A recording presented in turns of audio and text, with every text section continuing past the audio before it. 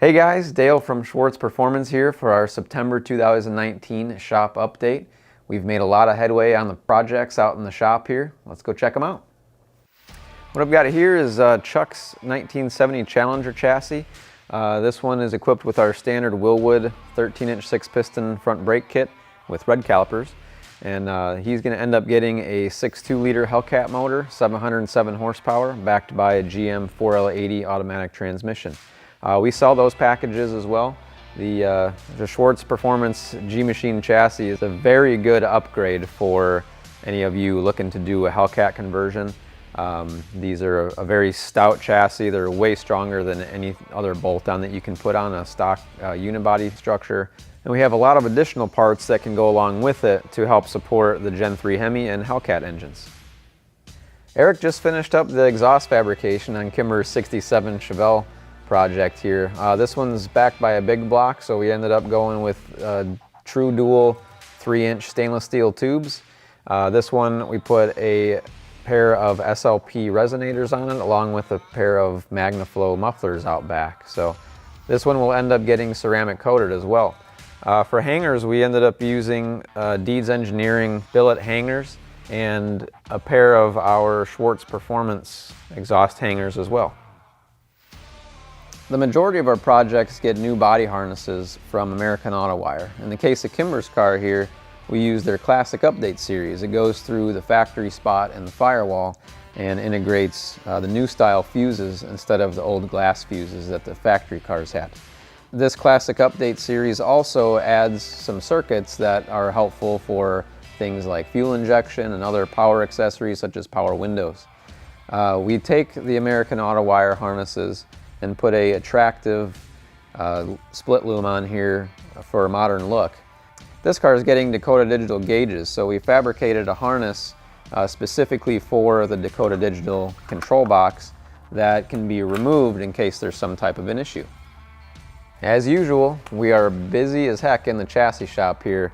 Fidel just finished up this Tri-5 Chevy chassis, got a Pro G independent rear suspension from Heights with the inboard disc brakes, and this one's actually getting RideTech shockwaves on it. So we're just about finished with the fabrication process and mock-up, so it will be final assembled and heading off to the customer soon. We touched on Tony's 70 Chevelle project here a few months ago. We've been waiting patiently ever since for the Nelson Racing engine to show up, and here it is. This beast of a LS motor put out 890 foot-pounds of torque and 921 horsepower on pump gas. It was over 800 foot-pounds of torque, over 2,000 RPM. So with the 2.9 liter Whipple on this thing, it should be a real tire smoker. Now that we have this in our possession, we can keep making forward progress on this project. So what I've got here is our third LT5 to roll through the shop. I was lucky enough to get the first off-the-shelf serpentine drive from Holley for the LT5 dry sump specifically. We're in the process of mocking up the accessory drive, and then it will be shipping off to the customer overseas. Well, we finished up the chassis fab on Max's 47 Hudson project. Jim's been going crazy on the sheet metal fab now. We fabricated new floor pans, new trunk pan, got the vintage air conditioning system mocked up underneath the dash, built a firewall. So needless to say, we've got a lot done on this one. We're going to continue sheet metal fabrication and pre-assembly before it gets blasted apart for paintwork. Last month I had highlighted a new project in the shop. This is Joe's 69 GTO that we've been digging into lately. The chassis has been mocked up. It's actually out to powder coat right now. We've been filling some of the holes up on the firewall that won't get used anymore because we're going to end up smoothing this thing out and repainting it. We actually did some trans-tunnel modifications here to fit the 4L75 that's going in it, backed by an LS7. So once the chassis gets back from powder coating, we'll start assembling that, and then we need to get the firewall the rest of the way bodyworked and painted. Eric finished up the roll cage fab on Chris's 63 Chevy 2 Nova here.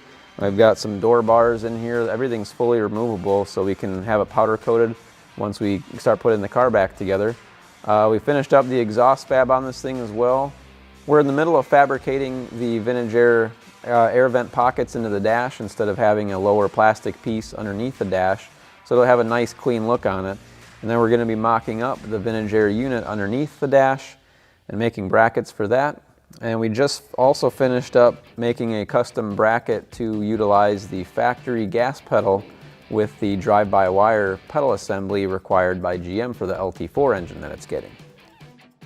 Thanks so much for watching, guys. Really appreciate it. Be sure to subscribe to this YouTube channel to keep updated with all of our videos. Like us on Facebook. We're over 10,000 followers. Thank you so much for that. And be sure to follow us on Instagram as well. We will see you this time next month.